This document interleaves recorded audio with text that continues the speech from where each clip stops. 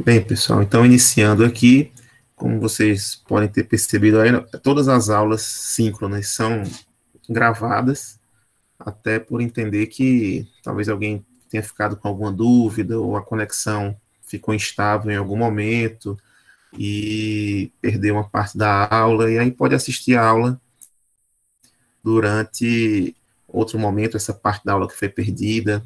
Eu tenho um canal no YouTube, vou ficar colocando essas aulas, esses nossos encontros lá no canal e colocando o link lá no Moodle. Como vocês já devem saber, né, nosso Moodle não é muito estável. Ele tem apresentado várias instabilidades, como os sistemas todos da UFAL, né, ou falta de energia, ou alguma devido a uma grande quantidade de acessos, algum problema em algumas semanas, ou dias, ou horas do dia, enfim. Então, no semestre passado, eu não tive uma experiência muito boa com provas, certo? Coincidentemente, no dia das provas, que a gente marcava, o Moodle ou não recebia o arquivo, ou estava lento, ou, enfim, N problemas ocorriam, e aí o aluno acabava que tinha que me mandar o arquivo por e-mail, e meu e-mail já é uma loucura, e ficava aqueles vários e vários e vários e-mails ali, e acabava que eu às vezes não encontrava um ou outro, ou ia para o spam, enfim, problema grande. Então, esse semestre, eu vou abrir, paralelamente aqui ao nosso AVA, né? Eu vou abrir um Google Sala de Aula. Vou pegar o e-mail de vocês, cadastrar lá no Google Sala de Aula, e aí vocês vão ter acesso por lá aos mesmos materiais que a gente vai utilizar, que eu vou compartilhando no AVA, vou compartilhar lá também, e as nossas provas, avaliações, tudo vai ser feito pelo Google Sala de Aula, que certamente é mais estável do que esse nosso AVA, né? Que no semestre passado, pelo menos, apresentou aí, me causou sérias dificuldades. Eu tenho um site, pessoal, deixa eu compartilhar com vocês aqui para a gente ir vendo juntos.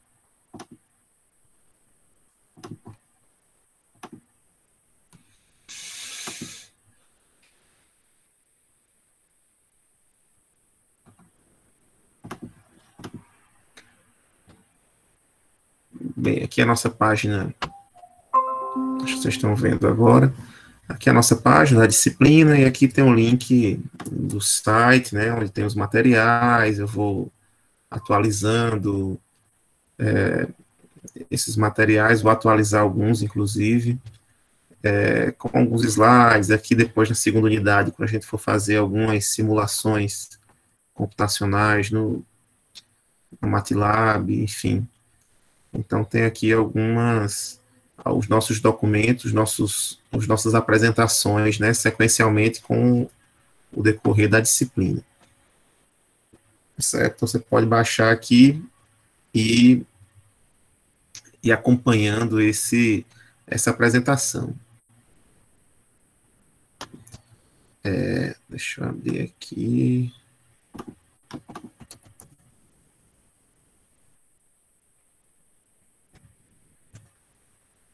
Bem, então vocês vão lá no site encontrar. No site eu posso passar alguma demanda específica também. Geralmente eu divulgo as notas detalhadas, né, lá no site, numa planilha. Então, como é a nossa, antes de falar da disciplina aqui, como é a questão da nossa avaliação? Nossa avaliação vai ser da seguinte forma: a gente vai fazer uma avaliação em cada AB, valendo 80% da nota, e os 20% vão ser divididos aí entre participação, que é a presença na sala, né? No semestre passado, eu usei uma estratégia que não foi muito boa, infelizmente, que foi não cobrar, não fazer uma chamada, não fazer uma lista de presença, alguma coisa nesse sentido, né? No finalzinho da aula, no início, no meio, enfim. E isso daí acabou que a gente não teve, infelizmente, no ano passado, no semestre passado, uma assiduidade boa de alunos. Então, eu vou ter que partir para essa tentativa, para essa essa estratégia, né, de fazer a chamada. Tem que lembrar que o nosso curso não é um EAD, né, é um curso remoto. Então, essa estratégia de fazer a gravação e disponibilizar é para auxiliar no caso de alguma interferência momentânea que possa ocorrer, mas de toda forma eu quero que vocês estejam aqui presentes durante as aulas, interajam comigo, me interrompam em algum momento para tirar uma dúvida, enfim, façam algum questionamento, para que eu não fique sozinho aqui, mesma coisa que está gravando a aula, depois de disponibilizar para vocês, certo? Então, eu quero que vocês aproveitem esse momento para tirar dúvidas. Vocês vão ver que a disciplina da gente, ela é uma disciplina praticamente de exercícios, certo? Você primeiro vai ter algumas unidades aqui, esses 3 primeiros tópicos, que são mais teóricos, mas daqui para frente é só continha, procedimentos, passo a passo, de como entender um circuito elétrico de corrente contínua, corrente alternada e como resolvê-lo. Resolver um circuito elétrico, basicamente, é encontrar tensões e correntes em determinados elementos que o enunciado estipular, certo? Antes de falar dos tópicos aqui, deixa eu falar um pouquinho das nossas referências bibliográficas, né? A gente tem alguns livros a serem abordados, mas aí como, assim, vocês podem até dar, não é segredo para ninguém, né? Mas vocês deram uma procuradinha no Google, provavelmente vão encontrar alguns livros em PDF, mas isso daí não é, enfim, a legalidade dessas cópias que estão aí não são muito legais, né? Então aqui a gente vai utilizar a nossa fonte oficial, que é o site da biblioteca. Eu acho que todo mundo já deve ter acessado, né? O CIB aqui, CIB como é mesmo aqui, é cib.fal.br. Depois eu fui tão rápido que eu esqueci de ir no passo a passo. Mas acho que todo mundo já tenha pesquisado algum livro online aqui, mas para quem não pesquisou ainda, a gente tem uma biblioteca online bem legal. É só vir aqui no cib.fal.br, serviços, consulta ao catálogo. Aí vai abrir essa janelinha aqui, e aqui, como eu não vou na biblioteca pegar nenhum livro, eu venho aqui e vou nos e-books, certo? E-books, pronto. Aperto o xizinho aqui, todo mundo tem um login e uma senha, né? Já tem que estar logado. E aqui você pode pesquisar por uma série de livros diferentes. Deixa eu ver aqui, tem algum pedindo participação. Por uma série de livros de diversos autores, de diversas áreas de conhecimento, pode pesquisar por aqui. Aí qual é o problema da ferramenta de pesquisa da biblioteca? Ela tem um problema seríssimo com acentos e cedilhas, certo? Então, o nosso livro é Circuitos Elétricos, o nome do nosso livro base, né? Aqui texto.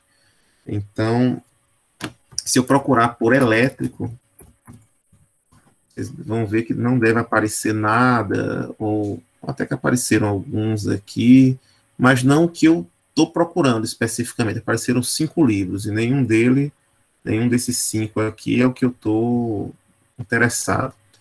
Então, mas se eu procurar pelo autor, que é o Nilson, os circuitos elétricos, o Ezinho, o acento, o agudo, né, fica meio separado do E, por isso que ele não encontra. E aí, dificilmente alguém vai procurar por elétricos assim. Mas aí o autor, como não tem nada de acento, é só do jeito que se escreve, já aparece aqui de primeiro. Então, esse aqui, a edição de 2015, é o nosso, eu acho que é a 10ª edição, o nosso livro texto, certo? Onde eu vou pedir aqui para vocês exercícios dele, que vocês resolvam listas, que vocês resolvam... Opa, está indisponível, deixa eu botar de novo aqui, Nilson. Aqui. Mas dá um errinho aqui no site, mas agora acho que deu certo. Vamos ver aqui. Ler agora.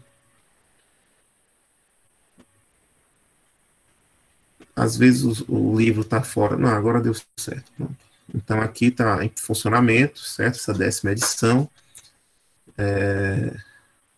O que muda, geralmente, de uma edição para outra é algum textinho, alguma coisinha, e principalmente os exercícios.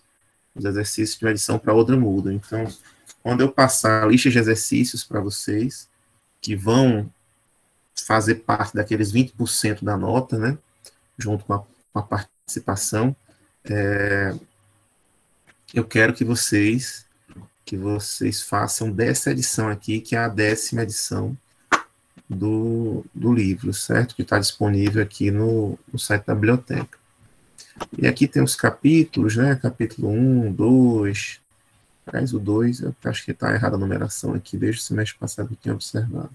Então, tem todos os capítulos aqui, a gente vai estudar inicialmente aqui até o 4º capítulo, depois vai dar um pulinho até no 9º, e vamos finalizar aqui com o 9, 10 e o 11º capítulo, certo? Então, do livro aqui a gente vai ver o 1, 2, 3 e 4 na primeira unidade, o 9, 10 e 11 na segunda unidade, certo? O restante não vamos estudar aqui, porque alguns assuntos são vistos lá em Física 3, outros não são o escopo do curso aqui de vocês, são mais para quem for enveredar aí pela área de eletrônica, enfim, não tem um foco tão grande aqui para engenharia civil, certo? Alguma dúvida de como acessar o livro? E aí, exercício é o que não falta. Deixa eu abrir aqui, por exemplo, capítulo 4. Vamos aqui para o exercício, eu volto aqui para ver o capítulo 3. Pronto, cada capítulo tem média de 100 exercícios. Esse aqui tem 75, vão ter outros que vão ter 100, vão ter outros que tem um pouco mais de 100, mas é nessa faixa aí dos 100 exercícios por capítulo. Não vou passar todos, logicamente, né? Geralmente eu passo listas. Como eu disse para vocês, essa é uma disciplina com muitas atividades a serem feitas, né? Então eu passo umas listinhas para vocês de quase que semanalmente de uns 10 exercícios diferentes para vocês fazerem em casa e fazerem um upload pelo AVA. No caso, vou fazer agora essa parte avaliativa de envio de atividades, de provas, enfim, pelo Google Sala de Aula, né, que eu estou criando ainda, estou me adaptando, né, esse é o primeiro semestre que eu vou usar o Google Sala de Aula aqui, então, para não ficar mais dependente do AVA. Então, eu vou passando alguns exercícios daqui, vocês vão fazer naquele prazo determinado, me enviar, e no final eu vou contabilizar quantos entregaram dentro do prazo que foi passado, e isso daí vai contabilizar naqueles 20% da nota de cada AB, certo? A prova, né, os 80% vão ser de questões que eu vou passar, geralmente não de outros autores ou criadas por mim mesmo, e essas questões, elas vão ser eu vou querer que vocês respondam essas questões da seguinte forma. Para mim, como professor que estou corrigindo, eu quero que vocês mostrem que vocês sabem o procedimento de como resolver uma determinada questão. O resultado final é importante, logicamente. Mas se você chegar e colocar só o resultado final, para mim também não serviu. Ou colocar só uma equaçãozinha no começo e já chegar no resultado final, eu quero que vocês detalhem um passo a passo, que tenha uma linha de raciocínio adequada do início ao fim, certo? Vocês vão ver que essas questões têm várias formas diferentes de serem feitas. Então, o mesmo circuito elétrico, né, que vocês vão ver lá na frente, daqui a algumas semanas. Como é que eu dou um zoom aqui? Então, esse mesmo circuito aqui, que vocês estão vendo, eu tenho uma fonte de tensão, algumas resistências conectadas de um determinado modo aqui, e se eu conheço essa tensão e quero saber quantos volts tem nessa resistência de 50 ohms, tem várias formas de chegar a essa resposta, certo? Então, é esse passo a passo, esse raciocínio que eu quero que vocês deixem claro na hora de resolver uma questão, seja numa atividade ou seja numa prova, certo? Então, para fazer esse passo a passo aí, a forma de avaliação que eu encontrei até agora, né, nada que não possa mudar no decorrer do semestre, afinal a gente está sempre encontrando novas ferramentas de novas metodologias de ensino, de avaliação, enfim. Mas até agora, o que eu estou planejando são passar uma prova, vocês vão fazer com papel e caneta mesmo, vão digitalizar essa prova com celular, com qualquer outro meio que vocês tenham, scan, enfim, para digitalizar e fazer o upload do arquivo no, no caso, na plataforma que a gente estiver utilizando, né, no momento, que provavelmente vai ser o Google Sala de Aula para avaliações, já que eu fiquei meio traumatizado com o AVA, muitos problemas esse semestre passado. Então, é essa forma das nossas provas, né, até o momento. Vou ver se eu encontro alguma ferramenta que tente automatizar um pouco o processo, que consiga avaliar da forma que eu deseje, né, que eu me satisfaça nessa avaliação, porque eu acho injusto os dois extremos, né, que você coloca o resultado final errado, tire zero, ou que dê um pulão ali, que eu não entenda como foi que você encontrou esse resultado final, mas acerte o resultado final e tire 10. Então, nenhuma dessas situações deve ocorrer aqui com a gente. Eu quero que, mesmo se o resultado final esteja errado, vou avaliar todo a sua desenvoltura, o seu passo a passo durante a resolução de alguma questão e dar uma pontuação proporcional ao conhecimento apresentado por você. Da mesma forma que se estiver certo e também não tiver só o resultado, só a resposta final ali, não tiver nada explicando como você chegou a essas conclusões para chegar a esse resultado, também para mim não vale nada também, certo? Vale pouco, vale bem menos do que a questão inteira. Então é só para vocês entenderem um pouquinho de como vai funcionar essa nossa metodologia de avaliação. Alguma dúvida até agora? Tranquilo? Sim, Pode falar, meu querido.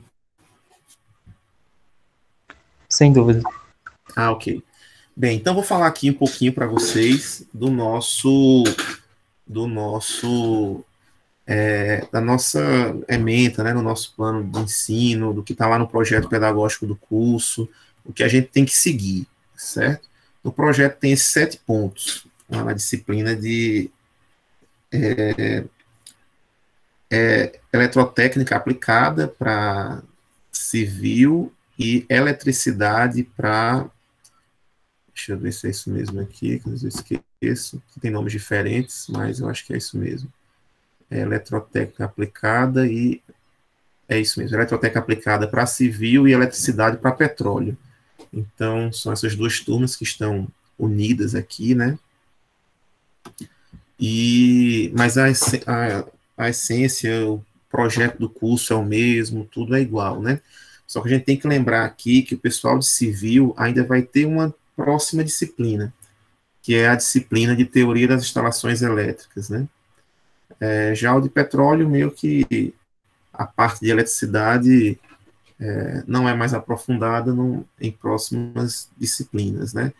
Essa disciplina é importante para todo engenheiro, é obrigatória, né? O MEC obriga que todo curso de engenharia tenha oferta da disciplina de eletricidade, mesmo que para alguns, certamente, vai ter um impacto maior do que para outros cursos de engenharia, mas, inevitavelmente, todo engenheiro vai se deparar em algum momento com equipamentos elétricos, com grandezas elétricas, com potências elétricas, com diferentes níveis de tensão, corrente. Então, é um conhecimento que é considerado básico, extremamente importante para todo engenheiro. Então, em toda engenharia é obrigatório o conhecimento dessas grandezas.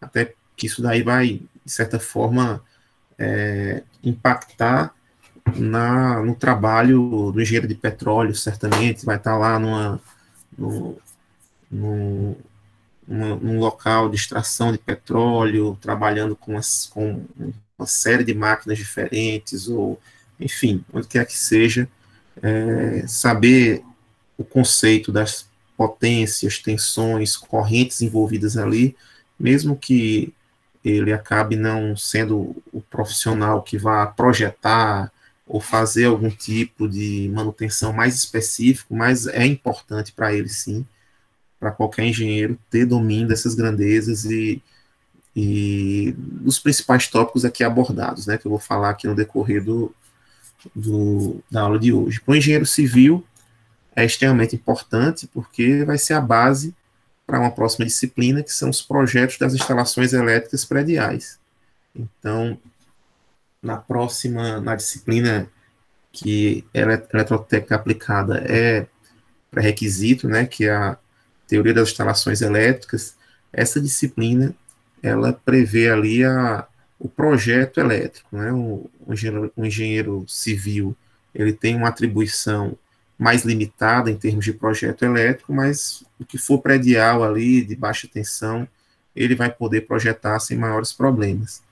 Ou, além de projetar, ele vai pelo menos poder interpretar ao receber esse projeto na hora de uma execução dessa obra. Então, o objetivo, no final das contas, para o engenheiro civil é torná-lo apto desde projetar, se precisar, de uma edificação de baixa tensão, mas principalmente interpretar esses projetos elétricos, saber do que se trata, do detalhamento dele, se está de acordo com as principais normas ou não, né? Poder ter essa capacidade de avaliação de um projeto que ele pegue, né? Bem, os 7 tópicos aqui, e o primeiro, na verdade, os 3 primeiros, como eu tinha comentado, são tópicos mais teóricos, né?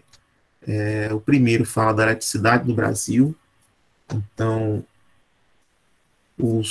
tem um documentário muito interessante que fala não apenas da eletricidade no Brasil, mas da eletricidade de forma geral, onde é tratado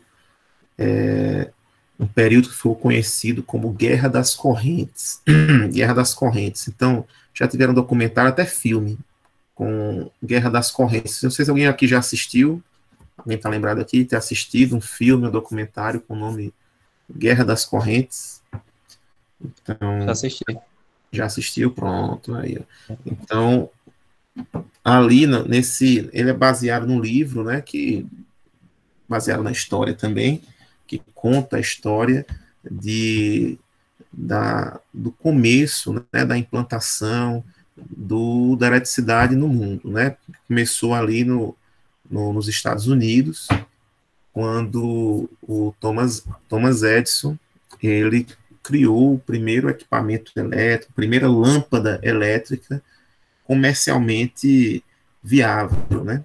Tinham vários outros cientistas procurando uma lâmpada, os materiais adequados que conseguissem ter uma durabilidade aceitável, de forma que fosse possível substituir a iluminação a gás por iluminação elétrica. E o Thomas Edison foi o primeiro que conseguiu criar a lâmpada elétrica, né, incandescente.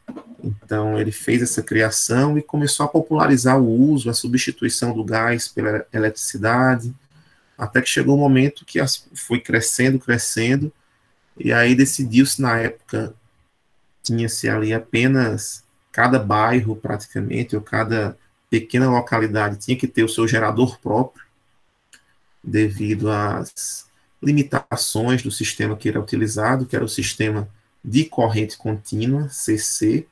Então, usava-se lá um sistema de corrente contínua, de geração de energia e de consumo de energia nessas cargas, nessas lâmpadas.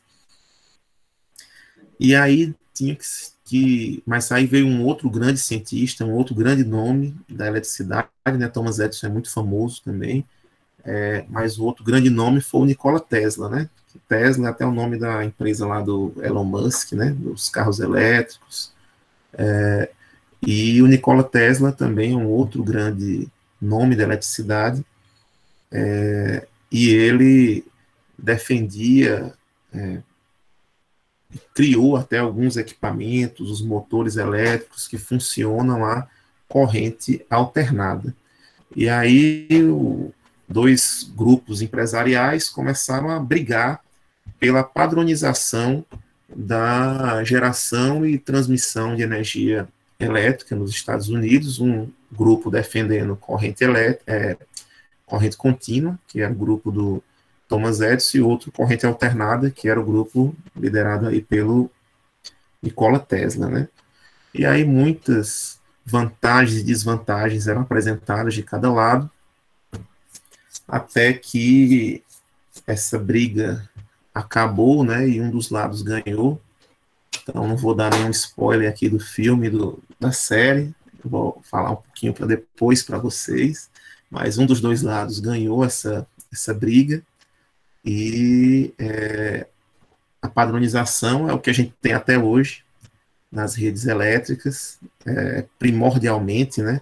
Hoje no país temos tantas linhas de corrente contínua como corrente alternada, mas aqui eu vou logo antecipar para vocês aqui o final do filme, né?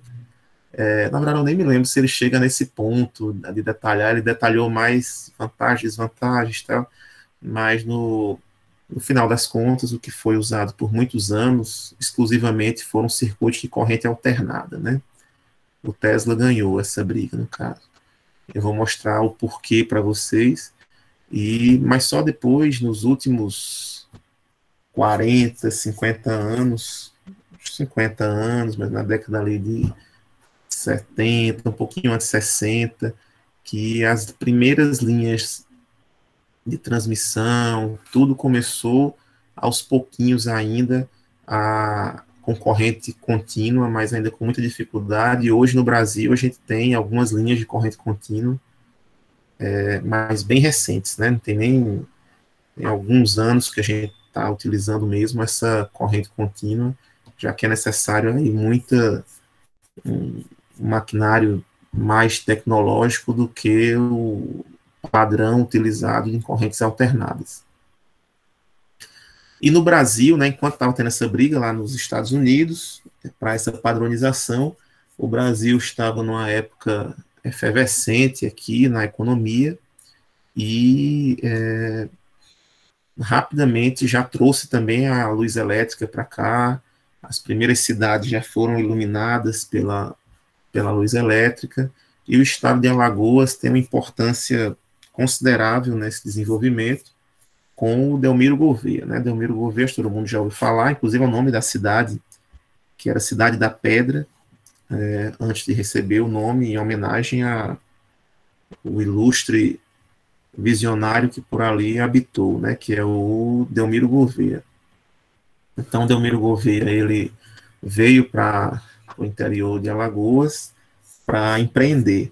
Então, ele tinha uma série de empresas, ele conseguiu ali, mas o principal foco dele era fazer o aproveitamento do rio São Francisco para geração de energia elétrica e alimentar com essa usina, né, uma fábrica de tecidos, que inclusive sobreviveu até alguns anos atrás, né? Eu acho que foi até 2014, 2015, ainda existia a Fábrica da Pedra, que fez até o seu centenário na época, que ela veio de 1914, por aí, fez o centenário em 2014, mais ou menos. Ou foi 14 ou foi 15, alguma coisinha assim. Depois ela acabou fechando, lá na cidade de Delmiro Gouveia.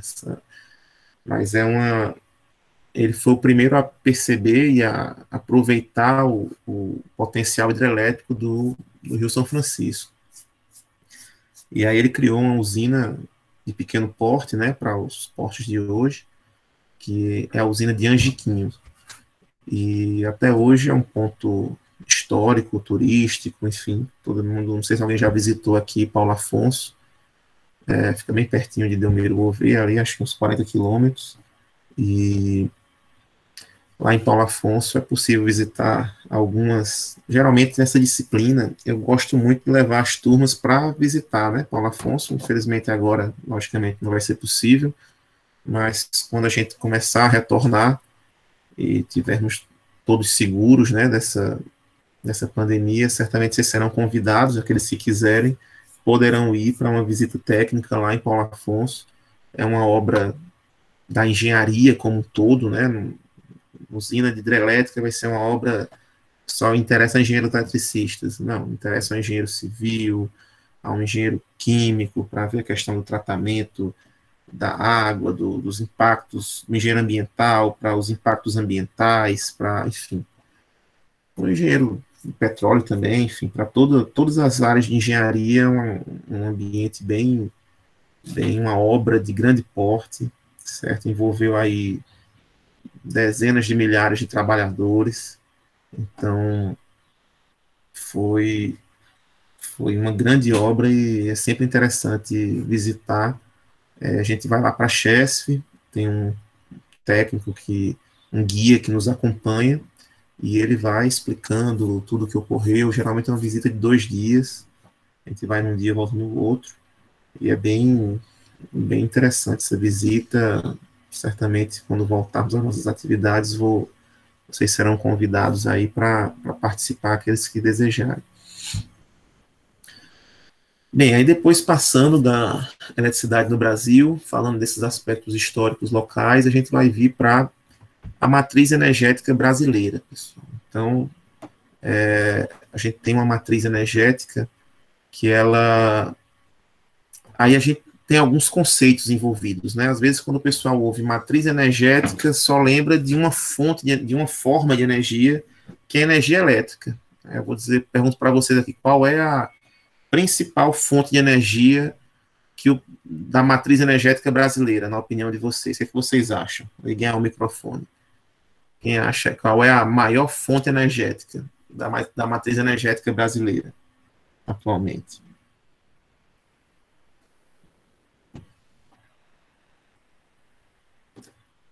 E aí, quem acha aí, quem acerta? Tem que dizer alguma fonte de energia, né? Pode ser alguma fonte como, por exemplo, pode ser o biodiesel, pode ser o etanol, pode ser hidrelétricas, pode ser o petróleo, enfim, qual é, na opinião de vocês, a maior fonte de energia, né?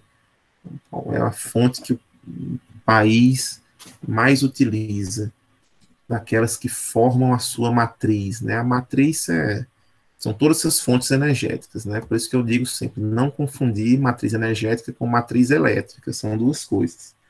A elétrica são Só tá aquelas... respondendo no chat, doutor. Oi? Só tá respondendo no chat. Desculpe, aqui eu não consigo. Esse sistema acaba não permitindo que a gente veja simultaneamente o slide. Hidrelétrica. Tesla ganhou, mas não foi reconhecido, isso mesmo. Bom, tá vendo aqui, o pessoal do mundo aqui, quem chutou, pensa logo na matriz elétrica, né? Pensa logo na matriz elétrica. Mas quando a gente fala em matriz energética, a gente está falando de todas as fontes de energia de um país, certo? Então, eu vou mostrar para vocês que anualmente é divulgado o Balanço Energético Nacional. Então, a gente entra lá no site de uma empresa pública chamada Empresa de Pesquisa Energética, EPE, e a gente consegue baixar o Balanço Energético Nacional, onde é baseado aí nos dados do ano anterior. Ele mostra lá quais foram as principais fontes de energia. E, historicamente, aqui no Brasil, mesmo por ser considerado um país limpo, né, um país com grande quantidade de fontes renováveis, o petróleo ainda disparado é a maior fonte energética do país, certo? Mais de 1/3 de toda a energia vem de derivados do petróleo, certo? Então, já na matriz elétrica, né, porque o petróleo ele vai ser convertido ali em combustível para aviões, carros, motos, vai ser também convertido em combustível para caminhões, vai ser convertido em combustível para hidrelétricas, não, para termoelétricas, né? Então, vão ser, é, vão ser usinas de energia elétrica movidas de forma térmica, né? Então, são máquinas térmicas que estão ali, ou aquecendo a água, criando vapor para fazer com que gire ali um eixo do gerador de energia, ou funcionando como motor de um carro mesmo, sem haver essa necessidade de aquecimento da água para fazer um giro, para fazer com que um eixo gire, né? Então, na nossa matriz energética, eu vou mostrar, tem um gráficozinho de pizza que mostra as proporções, né, de cada uma das principais fontes de energia que a gente tem no país. Depois a gente vai falar da matriz elétrica, ver ali quais os setores mais usam energia, se é o setor residencial, comercial, industrial, ou, enfim, qual dos setores da economia que usam mais energia. Depois a gente vai falar do sistema elétrico brasileiro. E o que é um sistema elétrico primeiro, né? Um sistema elétrico,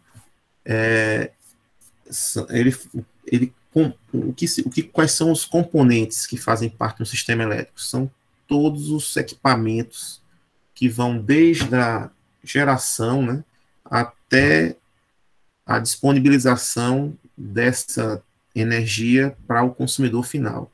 Então, o sistema elétrico vai ter ali, são as hidrelétricas, os componentes das hidrelétricas, os transformadores ali envolvidos, que eu vou falar daqui a pouquinho para vocês, as linhas de transmissão. Aí depois que eu saio lá de Paulo Afonso, quem já foi ali, eu já dirigiu ali por perto, certamente já viu aquelas linhas de transmissão, aquelas torres de transmissão com 30 metros de altura, atravessando ali várias cidades, várias estradas, enfim. E aí eu vou sair dali e vou chegar até meu centro consumidor. Ali é meu centro gerador e vou com as linhas de transmissão percorrendo centenas de quilômetros até chegar nos meus centros consumidores. Então, saí lá de Paulo Afonso, cheguei em Maceió, ali seus 400 quilômetros, aí cheguei lá em Maceió, talvez não dê isso tudo, não, acho que é um pouquinho menos, mas enfim. Aí eu chego ali em Maceió, vou colocar cheguei no centro consumidor. Então, ali tem indústrias, tem shoppings, tem comércios, tem residências, tem todo um centro consumidor ali. Então, cada membro, cada cliente, né, da fonte energética vai ter uma característica diferente.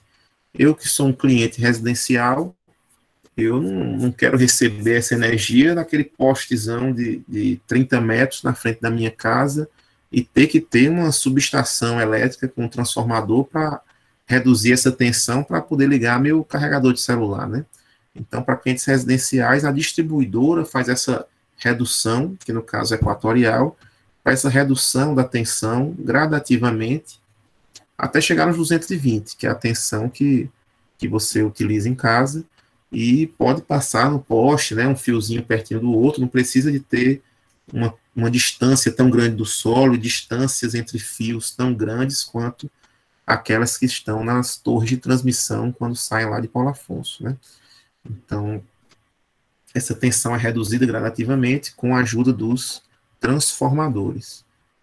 Então, vai sendo reduzido, até que chega no transformadorzinho no poste dali da sua rua, reduz-se ali uma última vez, e aí você tem a tensão em 220 volts. Quando sai lá de Paulo Afonso, as tensões podem alcançar até 500 mil volts, certo? Então, ele tem, Paulo Afonso ali tem um conjunto de usinas que basicamente trabalham em duas tensões, né, altas tensões diferentes. Ou são linhas de 500 mil volts, ou são linhas de 230 mil volts. Então, tudo isso daí faz parte do sistema elétrico, né? Desde o momento da geração, elevação da tensão, transmissão e gradativa redução da tensão até o uso final. Então, na sua casa, você vai usar 220, já o dono do shopping lá, ele não vai receber essa tensão em 220, já que ele tem uma demanda, né? Tem uma carga enorme, Então, ele já recebe essa tensão um nível maior. A própria FAO já recebe a tensão dela em 13.800 volts, 13,8 kilovolts. Essa é a tensão que chega lá da Equatorial na UFAO. E a gente já está preparando, já preparou uma subestação para receber agora numa tensão mais elevada ainda, em 69 mil volts, certo? E aí fica mais barata a energia. Quanto mais... Eu sempre faço, ou já vou antecipar uma analogiazinha que eu gosto de fazer do sistema elétrico, é que é algo similar a você comprar energia elétrica, né? É você comprar um biscoito lá, um traquinas, ali no mercadinho vizinho da sua casa, né? Quando você vai comprar lá o seu biscoito, você vai comprar só um ou dois, né, ali para fazer um lanche ali na tarde.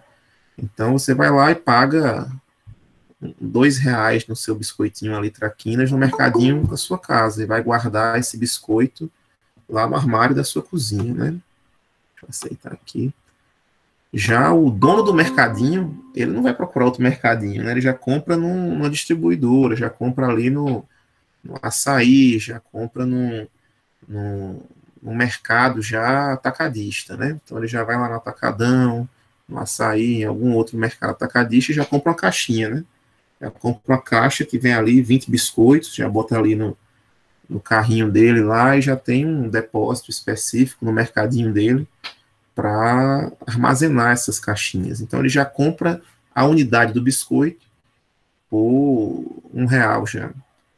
Já o dono da rede atacadista, ele não vai procurar outra rede atacadista, ele já compra direto do próprio fornecedor, já da fábrica, né? Então ele já mata vários atravessadores, já compra direto da fábrica esse biscoito. E aí o cara tem que comprar já num caminhão, ele já tem uma frota de caminhões ali, já tem uma estrutura de pallets de elevação, para elevar, baixar esses pallets com essas caixas e caixas de biscoito, e aí a unidade do biscoito traquinas para um grande distribuidor que está comprando direto da fábrica fica 30 centavos um biscoito daquele que no cliente final comprou por R$ 2, entendeu?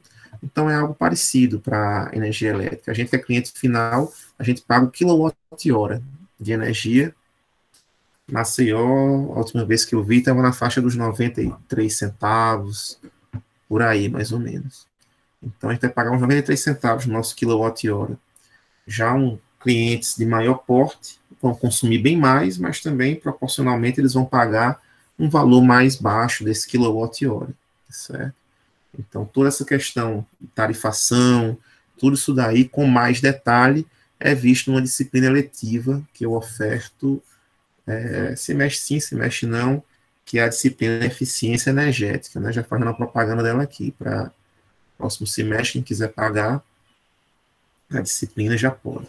Então, tem toda essa análise tarifária, toda essa questão, a gente aborda também essas regras, né, de energias, geração distribuída, que é a geração feita no consumidor, ou seja, se você quiser colocar na sua casa hoje um sistema fotovoltaico, você pode colocar.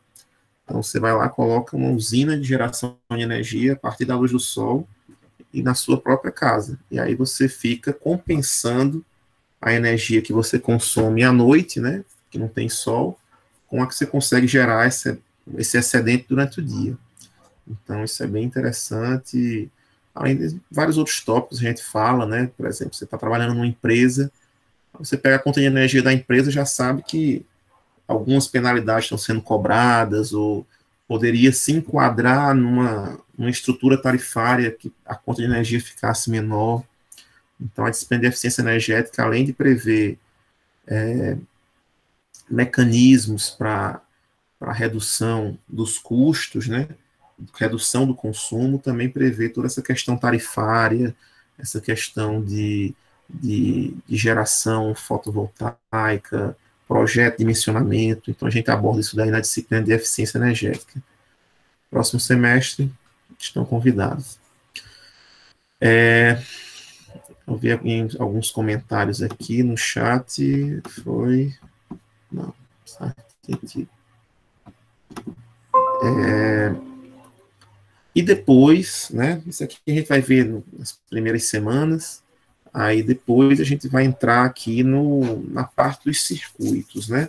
Então, depois de abordar essa parte mais teórica em si, a gente já vai entrar na parte dos circuitos. Esse sequenciamento a gente acaba vendo um pouquinho das medidas elétricas básicas primeiro, para depois ver os circuitos, mas enfim. Primeiro eu vou apresentar para vocês, né, ou reapresentar, ou apresentar de uma forma um pouco diferente, as grandezas elétricas, que são tensão, corrente, resistência, potência, certo? São essas quatro principais grandezas elétricas, e a relação entre elas. Então, eu tendo tensão e corrente, tem como calcular a resistência de um determinado condutor, ou se eu tiver aqui um chuveiro com a potência de 5.000 watts, qual é a corrente que vai passar por ele, já que a minha tensão é 220 volts. Enfim, tudo isso daí a gente vai poder ter uma noção com as medidas elétricas básicas. Depois dessas medidas elétricas básicas, a gente já vai para os circuitos, né? Na primeira unidade, a gente só vai ver até circuitos de corrente contínua. A gente vai parar aqui, vai ver aqui 1, 2, 3, aí 5 e a metade do 4, na primeira unidade, certo? Então, os circuitos de corrente contínua são mais simples, ele é mais simplificado, não tem ainda alguns detalhes que a gente vai encontrar no circuito de corrente alternada. Então, no circuito de corrente contínua, a gente já vai ver um monte de análises e formas diferentes de analisar um circuito, certo? Eu tenho duas resistências em série, como é o comportamento da corrente das resistências. Em paralelo, como é que vai ser esse comportamento das tensões. Coisas que vocês já viram desde o ensino médio, mas a gente vai apresentar aqui também de uma forma um pouquinho diferente, mais aplicada, né? E aí eu posso, a partir de um circuito como aqueles que eu estava mostrando, né, nas apresentações aqui, pronto, circuito como esse, né, que tem 3 resistências, aliás, 1, 2, 3, 4, 5 resistências e uma fonte de tensão. E aí eu peço aqui, por exemplo, a tensão V1 e V2, a tensão aqui que está entre os dois terminais aqui com resistor de 40 ohms e esses dois aqui com resistor de 50 ohms. Eu poderia montar isso no laboratório e pegar um medidor, né, um voltímetro, um medidor de volts, um medidor de tensão, e medir qual é a tensão que está aqui. Se foi aplicado 24 volts aqui, qual é a tensão que está aqui, certo? E aí, daí a importância, né, de conhecer esses elementos para qualquer profissional da engenharia, porque na prática, dificilmente vocês vão trabalhar com resistores aqui de eletrônica, né? Aquelas resistênciazinhas mesmo lá, que você vê dentro de uma TV, dentro de um dispositivo eletrônico. Mas um conjunto dessas resistências pode representar facilmente um chuveiro, ou uma carga, ou um motor, ou uma furadeira, enfim, algum equipamento elétrico. Você conhecendo a tensão que está alimentando e a potência que está ali, eu tenho como calcular essa resistência interna desse equipamento. E a partir disso daí, eu tenho como prever as correntes que vão circular. Se eu ligar 2 ou 3 equipamentos desse, qual o somatório dessa corrente? Será que vai dar uma sobrecarga nesse fio que foi dimensionado para uma carga menor? Então, vários questionamentos desses vão ser possíveis de serem dados. Quando a gente terminar a corrente contínua, a gente vem para corrente alternada. E corrente alternada, todos os conhecimentos de corrente contínua vão poder ser adaptados agora à corrente alternada. Então, as técnicas, a metodologia de resolução para encontrar uma tensão, uma corrente em algum elemento, vão servir de uma forma similar, certo? Em circuitos de corrente alternada. A gente vai ver que o passo a passo é praticamente o mesmo. Vão ter alguns passos a mais, né, só aqui na corrente alternada, já que outros elementos vão surgir. Aqui eu só tinha circuitos de corrente contínua, só tinha resistências. Quando eu tiver corrente alternada, vão surgir outros circuitos ali, outros elementos, que são os capacitores e os indutores, certo? A gente vai ver comportamento do circuito, quando eu estou agora não mais na corrente contínua. Eu vou dar um exemplo aqui de corrente contínua, né? Vocês têm aí, quando toda vez que mexe no controle remoto, ali interno ao controle remoto é um circuito de corrente contínua, já que o seu controle remoto funciona a pilhas, né? Então, pilhas, deixa eu ver se eu tenho uma aqui por perto. Pilhas são elementos de corrente contínua, já que eu tenho ali dois terminais, né? Um positivo e um negativo. E uma tensão ali entre eles. Eu tenho um carregador aqui, mas não tenho pilha. Então, a pilha, ela está aqui, ó. Estamos aqui, vou botar aqui pilha. Aqui a gente tem, ó, deixa eu ver a imagem, está aqui. Pronto, tá aqui então, as pilhas aqui, ó. Então aqui a gente tem um terminal positivo e o contrário é o terminal negativo, né? Então entre esses terminais eu vou ter uma tensão elétrica entre esses terminais e uma tensão que é contínua. Ela é constante no tempo, certo? Então ela fica aqui nesse valor constantemente no tempo, e logicamente enquanto a pilha estiver carregada, né? Quando ela começar a descarregar, o que significa uma pilha descarregar? Ela já não tem mais quimicamente aqui elementos que consigam manter uma diferença de potencial que foi aquela fixa, né? Aquela diferença de potencial nominal, né? De uma pilha geralmente 1,5 volt, certo? Ela não vai mais conseguir manter essa diferença entre os terminais positivo e negativo. Mas enquanto estiver carregada, ela vai manter ali o seu volt, 1,5 volts ali, constantes, certo? Entre os seus terminais. Essas baterias aqui já tem uma tensão diferente, né? Geralmente são de 9 volts já, uma tensãozinha mais elevada. Ah, não, essa daí não, cadê aquelas baterias?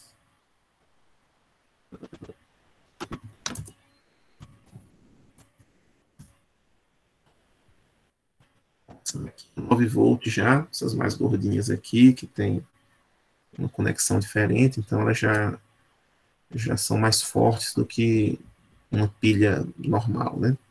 E aí tem bateria de carro também, bateria de moto, bateria de carro. Essas baterias aqui já tem uma tensão mais elevada, já é uma tensão de 12 volts. E da mesma forma tem um terminal positivo e um terminal negativo. Bateria de carro. Pronto, Moura, LA, enfim, várias marcas diferentes. E aqui eu já tenho os meus 12 volts, né? Que é uma capacidade bem maior do que aquela pilhazinha normal. Enfim, aqui ela já mantém esses 12 volts de forma constante também. Então, esses são elementos que têm características, né, de corrente e tensão, correntes e tensões contínuas, certo? Eles já geram essas tensões e correntes contínuas. Já as tensões e correntes alternadas, a gente vai encontrar nas tomadas, né? Então, quando tiver uma tomada, um transformador, o transformador só funciona em corrente alternada, certo? O transformador não funciona em corrente contínua. Então, o transformador é aquele elementozinho que ele faz o quê? Deixa eu mostrar a foto do transformador para vocês. Então, a gente tem aqui um transformador. Então, a gente tem aqui um transformador que ele vai ter, aqui é um transformador que a gente vai estudar, né, uma versão mais didática dele. Ele vai ter dois conjuntos de enrolamento, pode ter até mais, mas aqui esse é o mais simples, né? Um conjunto aqui, um braço aqui do meu núcleo com um enrolamento e aqui outro com um outro enrolamento com diferente número de voltas aqui em cada um deles. E se eu colocar aqui, por exemplo, 100 volts, no outro lado, se tiver um número maior de voltas, vai ter, se tiver o dobro de voltas exatamente, vai ter 200 volts, certo? Ou algo próximo a isso. Então, o transformador permite o controle das tensões. Ele permite aqui que entre uma tensão e saia outra. Então, ele pode ser um transformador que reduza tensões ou pode ser um transformador que eleve tensões, dependendo da sua necessidade, certo? E aqueles transformadores que ficam dentro lá dos estabilizadores, ou que ficam dentro dos no breaks, Você abrir um, você certamente vai encontrar um bichinho desse daqui lá dentro desses transformadores, desses elementos, certo? E tem os transformadores de maior porte, né? Aqueles dos postes, tem aqueles transformadores de grandes subestações, transformador de alta tensão, deixa eu ver aqui se ele já aparece. Transformadores aqui enormes, ó. Olha o tamanho do camarada aqui, ele é essa pessoinha aqui, de branquinho aqui, ó, é o tamanho do transformador. Então, isso aí, quando a gente for lá para Chesf, for lá em Paulo Afonso, for desse tamanho aqui, é só mesmo numa grande usina. Um pouquinho menores, esses daqui a gente já encontra na própria FAO. Alguma subestação abrigada, pode ser pelo chão mesmo, ali dentro do HU, ou aérea, se for o caso, dependendo da potência, permitido ainda aérea, mas geralmente ficam no chão já esses daqui. Esses aqui já são grandes demais, já para subestações mesmo, da Equatorial, enfim, tem transformadores de todos os tamanhos, né, potências diferentes, dependendo da aplicação, mas eles que fizeram aí a grande diferença na guerra das correntes, né, que foi permitida essa variação de tensões e correntes com o seu desejo, né, então fizeram uma grande diferença. Depois de falar aqui das tensões e correntes em circuitos de corrente alternada, né, em circuitos com correntes e tensões alternadas, aí a gente vai partir para a potência nesses circuitos, né.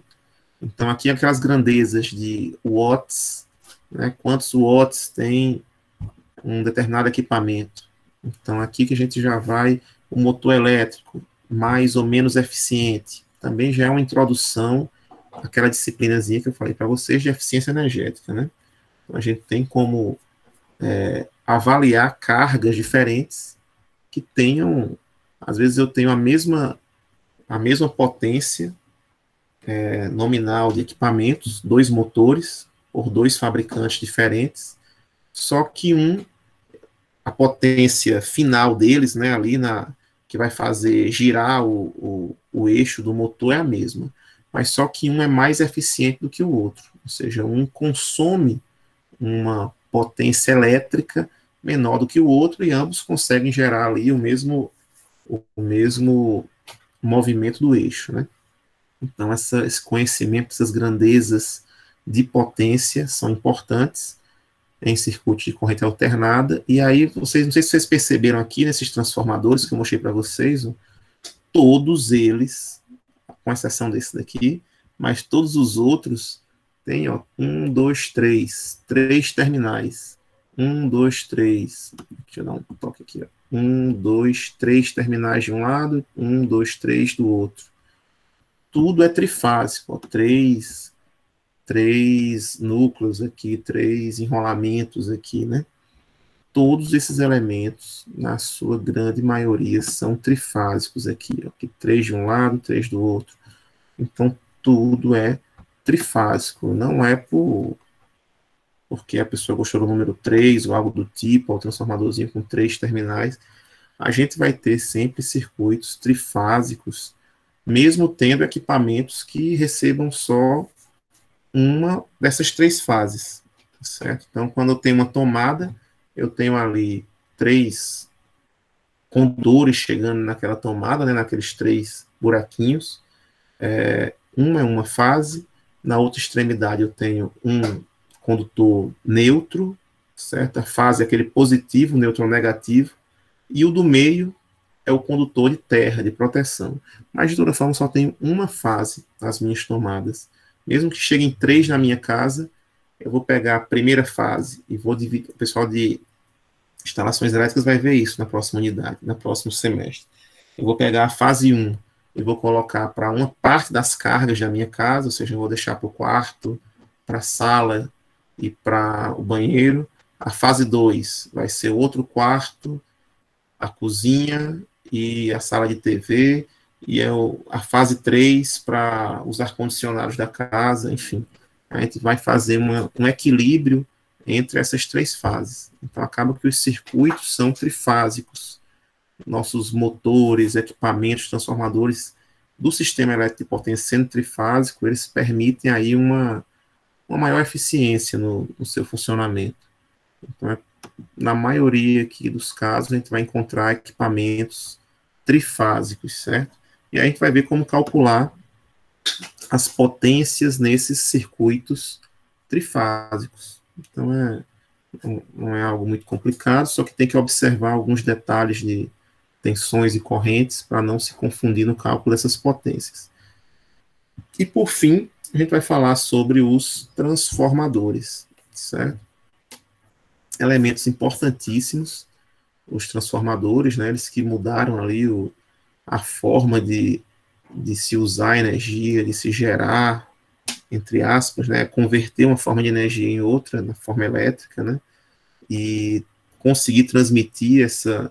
Porque não adiantaria de muita coisa eu tendo o centro industrial de um país numa região e o centro de geração de energia em outra região, né? Esses centros teriam que ser interligados de alguma forma. Então, os transformadores permitiram isso. Eu não necessariamente precisar ter em cada bairro da minha cidade um gerador elétrico ali para poder alimentar ali aquelas cargas e assim poder concentrar tudo numa determinada região mais distante e conseguir transmitir a partir de linhas em alta tensão esse bloco de energia, né, por centenas de milhares de quilômetros, né, enfim, centenas de milhares é muita coisa, né, por centenas de quilômetros a gente conseguir aí ou até milhares de quilômetros, né, de distância entre o ponto gerador ao ponto utilizador da energia. Então, o transformador que permitiu isso, né, que permite isso, certo? A gente tem todos esses conceitos aí importantes para serem abordados e a gente vai ver como é que funciona o transformador, como é que fica a tensão no lado de menor tensão, a tensão no lado de maior tensão, o que ocorre com a corrente, que é algo interessante. Então, o que vai ocorrer com a corrente? Se eu estou elevando a tensão, vocês vão observar do primário para o secundário, a corrente vai seguir o caminho oposto. Se eu estou elevando ali de 100 para 1000 volts, a corrente, se tivesse 10 volts ali, ela vai ter a mesma proporção do crescimento da tensão, só que na queda da corrente. Então, se subiu 10 vezes a tensão, a corrente vai cair 10 vezes também, certo? Do primário em relação ao secundário, de forma que o produto, tensão vezes corrente, seja o mesmo no primário e no secundário, certo? Então, essa é a ideia do transformador. E aí a gente vai falar um pouquinho mais depois sobre o transformador, a sua importância e o seu uso, né? Esses são os livros que a gente tem no projeto. Esses daqui são os livros, são 3 livros que estão lá no projeto. Tem esse livro aqui da editora Érica, Circuitos Elétricos de Corrente Contínua e Alternada. Esse aqui que é um livro só teórico, tem na biblioteca, Eletricidade Geral, do SAI aí, que é interessante também, mas é mais teórico, não tem muitos exercícios, não tem exercícios, na verdade. Tem os livros da coleção Shaw, não sei se vocês já estudaram por algum livro da coleção Shaw, mas geralmente o assunto ele é bem curtinho e é um monte de exercício que é proposto, e exercícios mais simples, assim, uma substituição direta de fórmula, alguma coisa nesse sentido. E tem aqui o Introdução aos Circuitos Elétricos, da LTC, que é um ótimo livro, mas a gente não tem ele disponível ainda aqui, tem na biblioteca, né, físico, mas não tem ele disponível de forma online. Então, a gente está utilizando esse livro muito bom também, né, e esse daqui ele une, na minha opinião, as vantagens de todos aí. Ele tem uma teoria boa para você entender realmente o que é cada um daqueles elementos, como é que está sendo aquele funcionamento, e tem exercícios que fazem você pensar. Não vai ser só uma substituição de fórmula, não vai ser só uma coisa assim mais simples, mas você vai ter que pensar um pouco para resolver aquela atividade, né? Então é muito bom, eu gosto muito do Nilson, sou fã mesmo do livro, já uso já há alguns anos esse livro nas minhas disciplinas, certo? E está disponível, né, na biblioteca, é só entrar no site e acessar direitinho aqui que você vai ter acesso a ele, certo?